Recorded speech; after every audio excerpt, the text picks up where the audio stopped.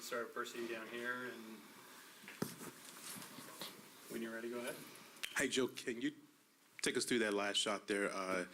You guys are down one. It didn't seem like you necessarily needed a three, but just was it the screen? Was it the play? What was that play? It was kind of both. Hello? Okay. Yeah, it was kind of both. It was a great setup. We were pretty patient. I'm just telling NECA, like, it was such a great screen. It's hard not to take that shot. It's a really good setup, but, this whole game tonight was really just team effort. Everyone made big plays, big shots throughout the game, and that's what we're going to need. It's not always going to be pretty, but, we were able to come up with some big stops, too, and it allowed us to kind of be in that position. But, it was a great pass, great screen, and we were able to knock that shot down. Just as you guys entered this game, I don't know if pressure is the right word, but just as you guys have come out of the break, how much pressure was there on you guys to win this game and to turn things around? I think there's an understanding that all these games are super important, and we want to make sure that we're locked in and executing our game plan, and we want to come out here and set the tone, and that's what was said in practice. Coming up is understanding. We want to set the tone from just how we play, just effort. And I keep saying, no matter make or miss, turnover or not, just play hard, just play. We can't control everything, but we control how our mindset is and our perspective on things, and I think that's where we're at right now. NECA, you and Tina Charles were battling all night long. She ended up with a triple-double. Just talk about the battle between you two. It was a battle of the vets, I've been guarding Tina my whole career, including in college. It's always a really great, challenging matchup, and she's the type of player that makes me better. And Jewel, you obviously have been through multiple championships now, but for this specific team, I felt like this was one of your guttier wins. You're down 4 with 90 seconds to go. You finish on an 8-0 run. Kind of talk about what happened during that 8-0 run, and then just also what that means that you can build off of this. Yeah, it's super important to understand it's just execution. We were really locked in our timeouts, and we were really just communicating. NECA said after the game, these are the games that we want to be in, that are gonna get us to where we need to go. And I feel like tonight was a good segment of that, because we could win these kind of games. We know we could win. Hopefully, you always want not blowout, right? But that's not always what you're gonna get. So we know we could be in games where you have to grind it out, and we know that's probably gonna be how it is the rest of the season, just because everyone's fighting for the same thing, right? But for us, it's an understanding that we're here and we're supposed to be here. We're able to play like this and have a team win. That's what it is, all team basketball at this point.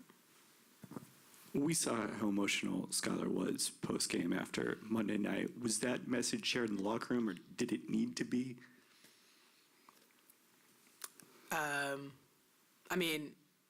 Everyone here is super passionate. And it's not just totally about basketball. It's because we believe in one another. We have an expectation, and I think that's the passion that you see and you heard in the press conference. And I think for all of us, we came into practice, we came into the gym, we came into shoot around with a different mindset of we want to play better. We have more to give, and that's what we saw tonight. There's another level that we can get to, and I think if we have that and sustain that, then we're able to be in games and close out games. Wanted to kind of follow up on that. As leaders on this team, was there anything you did to help the team come into practice like that the next day, or was that sort of, it seemed like everyone made that decision by themselves and came in and was ready to go? I think everyone made that decision on their own. I'd also say that Noe came in with the attitude of this is business. This period after the break is not at all up to our expectations, and it's not necessarily about. It is, but it's not necessarily about the losses. It's about how it happens. The wins are good, but it's about how we do it. And I think we got to a point where, the rubber's going to hit the road, and you have to show up in the way that you want to. And so we're playing unapologetically so. And in terms of, maybe what you say to your team or anything? Like, do you have a message to your teammates after that? Sorry, actually, let me Sure. restart my question. Yeah. How do you as leaders deal with a loss like that in terms of your message to others, balancing not getting too hard on yourself, not being too hard on yourselves and giving people grace, but also knowing it's not good enough? How do you try and find that balance, especially having done it for so long? I mean, I think what was unique about Monday's game was, the sequence of plays at the end. And I think that that's where you give the grace, because it doesn't come down to one possession. We can watch tape and see a string of possessions. We can see isolated incidents that built up to the point where now you've lost control of the game against teams that will capitalize on that. And I think there's a way to be passionate about it, like how Sky is always, and to lean into the yuck. I think that you have to lean into that because the reality is that time is running out, and you just got to show up. You got to do the job. You have to do the job. These games are going to happen whether you show up or not, so you might as well do it the way you want to. And it's about the method in the madness, and so being able to play a certain way, it's going to yield a result. But what is your process like, And so I think that being harder on ourselves in the process, I think is important. Those nuances, it adds up. I mean, look what's going on right now. Anybody can win, and that's an attitude that you have to have every night coming in, knowing that about yourself, communicating that to yourself, but then playing like that too, and leading by example as a leader. Thanks. Gabby Steele, what worked defensively on that play to force Atlanta kind of deep in the 5-second count, and then for her to be able to make that play? Mindset. They didn't tell us to do anything. We just went out there, and we almost got two. We almost got 2 5-second plays. To me, after the first one, I knew we were locked in. I knew it was going to happen again. We just wanted to do it. Question was kind of about that defensive play at the end, too. There has been a lot of talk on communication with the team, and it seems like that defensive play was the combination of that communication. So can you talk a little bit about that? And when Gabby jumped to get the ball, it was right in front of the two of you. So can you give us your point of view of that, just how high she jumped and how strong that play was? Yeah, I mean, we talked about it in the locker room, and we were ready. And even before, I looked at Sky, and right before the ball got inbounded or tried to get inbounded, we kind of looked like, are we going to be aggressive? And she kind of looks, I'm like, she's probably going to go out. And like we said, it wasn't anything fully communicated. It was just like, whatever we got to do to get a stop. But I kind of knew once that ball was in the air, I'm like, Gabby somewhere's about to get this. I know she's an athlete, and I looked around, and I'm like, there she is. It was just free safety. And I joke around with her all the time, saying she's our free safety. And the moment that ball was up, I'm like, yeah, it's a steal. So. Yeah, we have I have a moment with my teammates before we get our names called out, and today, was Gabby's first start, so I had to figure out what her mantra was. We all have our things that we say to each other, and Gabby said, "You are who you want to be." That's what she tells herself, and she was that in that moment, and so many other moments. She's our French Army knife. Let's take a question from Christian on Zoom. Christian, go ahead with your question. Hi, Jewel and Nneka. Throughout that first quarter, then going throughout the rest of the game, Jewel had 12 points in the first, Nneka had 10 in the second, and then in the third quarter, I believe Skylar scored or assisted on 6 of the 7 possessions to start the quarter. Can you just speak to the effect that you guys have as leaders, but also as kind of the stars of the team? I mean, the best thing about this roster in general is that we're so versatile, and we have a lot of weapons, and there's going to be times as we've seen, Nneka could go on and score 10 in a row. Sky gets hot, same thing. I mean, we all have that. We just need, one to go and kind of just snowballs, and that's really hard to guard. I mean, we put ourselves in good situations and we feed off that, and I think it's a really nice balance. And then when we're not, we have people coming in. I think Sadie came in and gave us a lift, right? Like Sam, everyone comes in, and so our job is to make sure that we're putting ourselves in the right situations to succeed, but also hyping each other up. Like I was telling Nneka, like she shoots half the time I don't rebound because I'm like, that's going in, right? I have the confidence that she's going to make these shots all the time, so I think that helps a lot too. But it's really hard to try to eliminate all of us. At some point, someone's going to go off, and we're going to keep feeding them, and I believe that. And so it's really cool just to sit there and watch too. It's really cool to see, her dominate and not have to guard it. It's nice that she's on this side and to really fully appreciate everything. So it's pretty cool. I think it's also important to, speaking kind of specifically to your question, that like on any given night, obviously we all know what we're capable of, but through the course of the game, ensuring that none of us turn our light switches off. I feel like, on a team where you have so much artillery, and there's tempos of the game, there's flow of the game, knowing that you always got to be on, I think is important. You made a really good point. You have one person score this much in this quarter, another person, and then at any given time, it could be all three of us, and I think that, and of course, obviously, the rest of the team, but speaking specifically to your question, ensuring that our switches are never turned off, I think is something we always got to stay warm to the aggression that each one of us can offer throughout the game. Thank you. Proceed, Roxy. Hey, Joe, out of all of the big shots that you've made, I mean, we can sort of count them off: Dallas, LA, and the bubble. Just, can you rank them? And like, any idea as to where this one may fall? I don't know. I mean, right now this one matters because we won.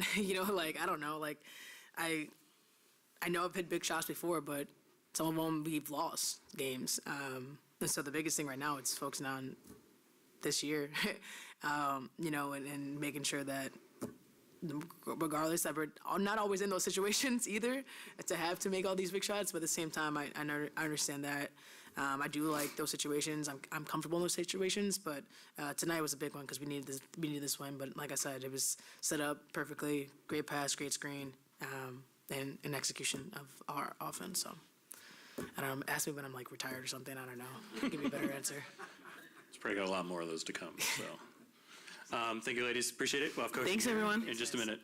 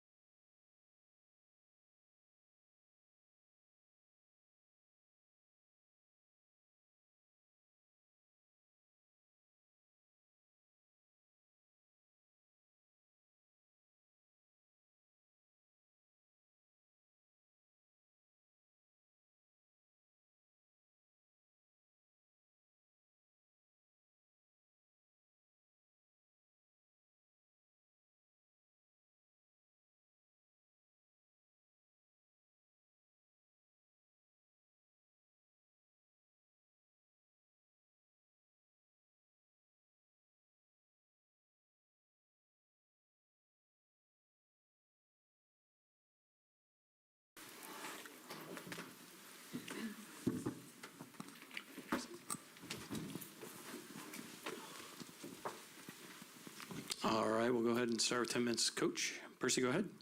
Hey, Coach, you guys are down one in the final seconds there. Can you take us through that last play, just the play that you wanted and the play that you saw? That was it. We work on our resets, in practice and shoot around. And so we had an opportunity to actually talk about the reset in the previous timeout. And so we knew on that defensive stop and possession, that's what we're going to do, no matter what happened, make, miss. And, when you have elite players with elite mindsets, with capabilities to execute and hit shots, that's what happens. The crackback action for Jewel, it looked good when it left her hands. Tina Charles is in the drop, just kind of action to get her open. And that's an excellent shot by Jewel. Feet were set, looked good when it came out of her hands. Then, after a game like this, did you guys solve everything that maybe didn't go well in the first 4 games? Are you happy with the performance, and just what is the mindset sort of coming out of this? I don't think we solved everything. It's brick by brick right now. So we win the rebounding. That's kind of been something that we've been focusing on. We win that battle. We keep them below their free throw average, which was a goal, or attempts, which was a goal today. Our 8 turnovers is very sharp basketball, not turning the ball over. And early on in the game, I thought our transition was good. We ended with 13. I feel like we could have got a little bit more in the third quarter. And then defensively, we were better, but I think there's still a level that we can get to. Obviously, ending with a huge stop with Gabby, getting that steal. We know we can see there are glimpses of who this team could be. Now it's about just bottling this energy up and putting it together for our next opponent. Then, out of all of the shots that you've seen from Jewel during her career, just where would you rank this one? This is a big go-ahead bucket down one. I've been with her where she's hit game winners and a plethora of tough shots. The other day in Atlanta, she just hit a tough shot. That one was pretty high. I hadn't seen anything like that. But to me, this one feels good because of what it will catapult. And how we played, coming back and being down and late in that game, and knowing that we have the pieces to execute. So it's probably top 10, maybe. She's had some amazing shots, so it's top for sure. What did you see from your team's effort compared to Monday's game?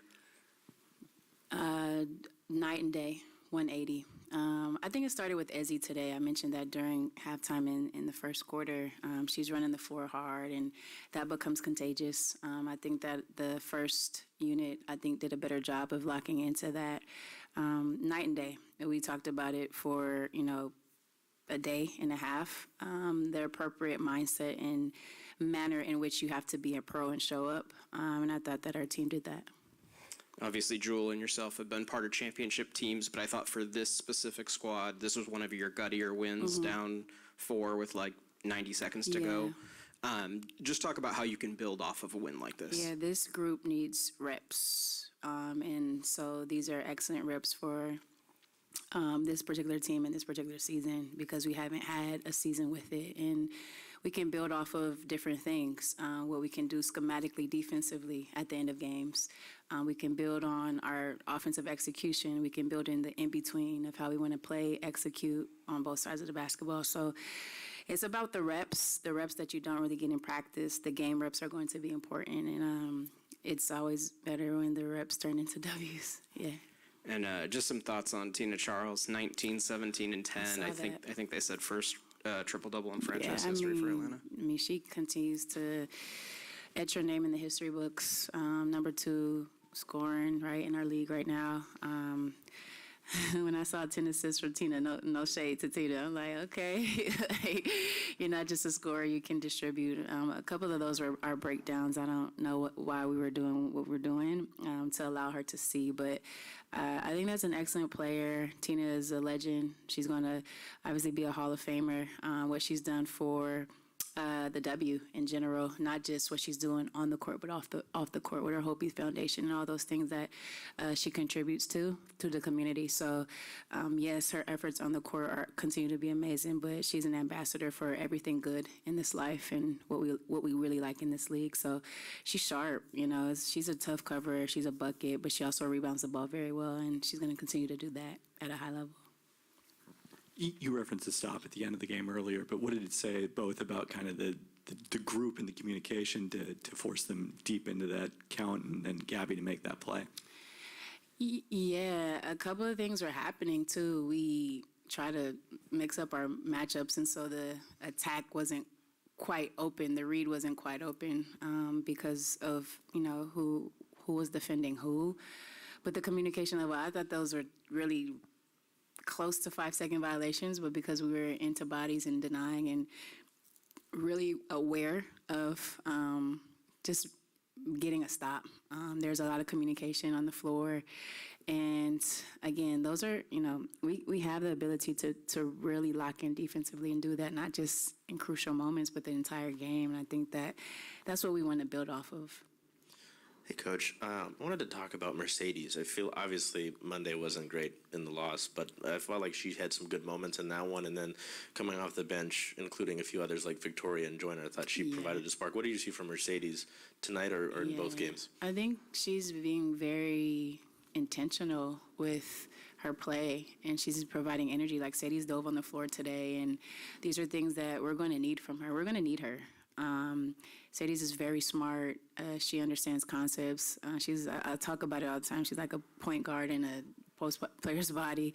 It's true. Like I hear her talking during the huddles and on the court. And so when you have a cerebral player like that, you really want to make sure she takes care of herself. And herself is being aggressive to the rim, getting in the pocket, finishing. Herself is being active and getting rebounds. And herself is being just sharp and solid defensively, and I think that she's been really locked into that. Got about 4 minutes left. Go ahead. Wanted to ask about Skylar. She had 9 assists today. She's been putting up really high numbers this season and after the Olympic break, but also had 16 points and felt like she really got to the rim and got big buckets when you guys needed them. Can you just talk about how she seems to balance, finding her teammates, finding those good reads, but also knowing when it's her time and when the team needs her to do something beyond assisting? Yeah, I think that's something that has been a work in progress this year. And just knowing how hard she's worked over Olympic break and coming to this last part of this season, that's something that she's really focused on, finding her balance of being aggressive, being a playmaker. And I think she's getting comfortable, and that's something that we were trying to find early on in the season. She works extremely hard, very hard on her game, but she also wants to make sure she's distributing and making sure that people are getting the ball in the right places. And when you have an elite point guard who is capable of doing a lot of things, A, scoring, B, facilitating, and C, playing defense, I think that really helps our team. It jumpstarts us in a lot of ways. And even today, it's like she was cooking. Jewel's like, give her the ball. When Jewel's cooking, she's like, give Jewel the ball. So that's even coming together in ways that makes me know that they're getting that rhythm and understanding, like our system, flow of game, and all those things. And it's good to see her in a pocket of comfort. And aggressive Sky is necessary for us as well. Let's go to Zoom and take a question. Christian, go ahead with your question. Hey, Coach. I'm not sure if you remember, but that first game back from break against the Dream, I believe, in Atlanta, Skylar had 12 points in that first quarter. And then tonight, Jewel had 12, Nneka had 10, and then in that third quarter stretch, Skylar scored or assisted on 6 of those 7 straight possessions. When presented that question, they both said, it's kind of their job to make sure their lights are never off as the stars and leaders of this team. Just wonder if you could expound on that. The last part was the lights are never. It's their job as the stars and leaders of this team to make sure their lights are never off as far as production. Yeah, exactly. We need them to be sharp. We need them to be efficient. We need them to get buckets, but we also need them to be very sharp on the defensive end. They're all very elite in everything that they do. You can, talk about each of their games, and I also feel like they're complementary to each other. You have a playmaker, you have a wing scorer, and you have an elite post player, and then, pieces around to complement that. But no pressure on them, but we're better when they're playing in this pocket, when they're efficient and all those things. And I know that they work extremely hard, and hopefully we can continue to build off of this. All right, thanks, Coach. Appreciate your All right, time. thank you.